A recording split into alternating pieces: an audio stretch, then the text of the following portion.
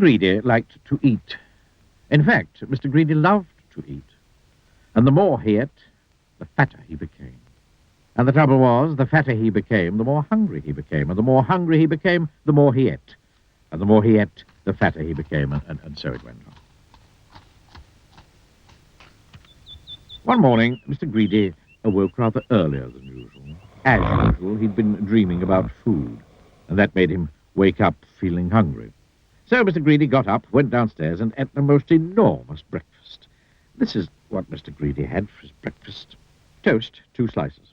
Cornflakes, 1 packet. Milk, 1 bottle. Sugar, 1 bowlful. Toast, 3 slices. Eggs, 3 boiled.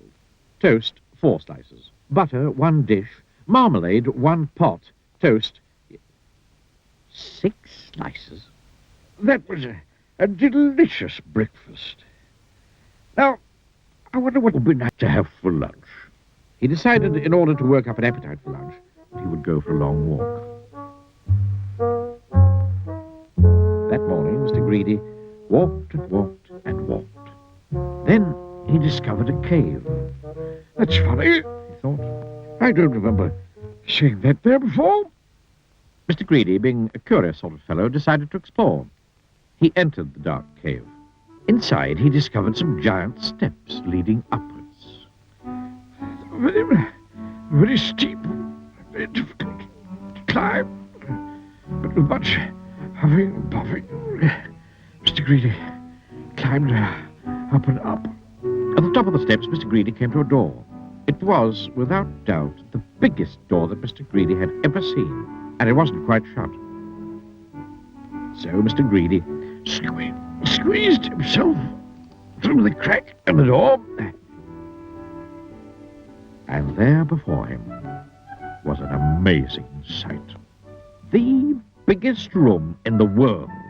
The floor was as big as a field. The table in the middle of the floor was as big as a house, and the chairs around it were as high as trees. Mr. Greedy felt very small, and then he sniffed. Coming from somewhere up on top of the gigantic table was the most delicious foody smell that Mr. Greedy had ever smelled. Mr. Greedy sniffed again, and then decided that he must get up onto that table. So he began to climb up the leg of the enormous chair. It was very difficult, but eventually Mr. Greedy stood on the table. Everything was larger than life. The salt and pepper pots were both as big as pillar boxes.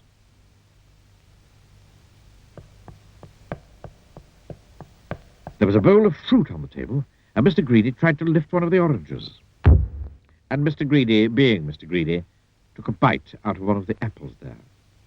Then he looked around. Over on the other side of the table stood the source of that delicious smell.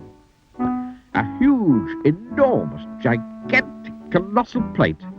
And on the plate, huge, enormous, gigantic, colossal sausages the size of pillows. And huge, enormous, gigantic, colossal potatoes the size of beach balls.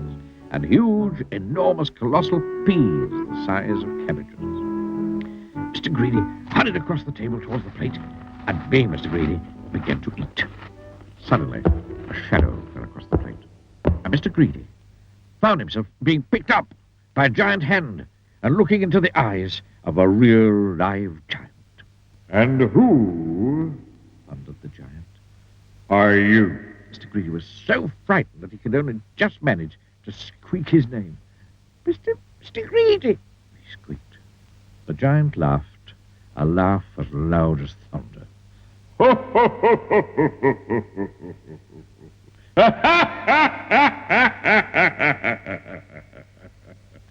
Greedy by name and greedy by nature, he bellowed. Well, I think, Mr. Greedy, that you need to be taught a lesson. And what a lesson it was. The giant made Mr. Greedy eat up everything on that huge, enormous, gigantic, colossal plate. When he'd finished, Mr. Greedy felt very ill indeed, as if he would burst at any minute. No. said the giant in a much quieter voice. Do you promise never to be greedy again? Oh, yes, Moaned Mr. Greedy. I promise. Very well. Said the giant. Then I'll let you go. Oh, ho, ho, ho, ho, ho, ho. Mr. Greedy climbed down from the table and went out through the door, feeling very fat. And do you know, from that day to this, Mr. Greedy has kept his promise. And you know something else as well. Mr. Greedy doesn't look like he used to look anymore. He now looks like this, which I think suits him a lot better, don't you? So if you know anybody who's as greedy as Mr. Greedy used to be, you know what to tell them, don't you? Beware of giants. Ho, ho, ho, ho, ho, ho. Ha, ha, ha, ha, ha, ha. Then I'll let you go. Ha, ha, ha, ha, ha, ha, ha.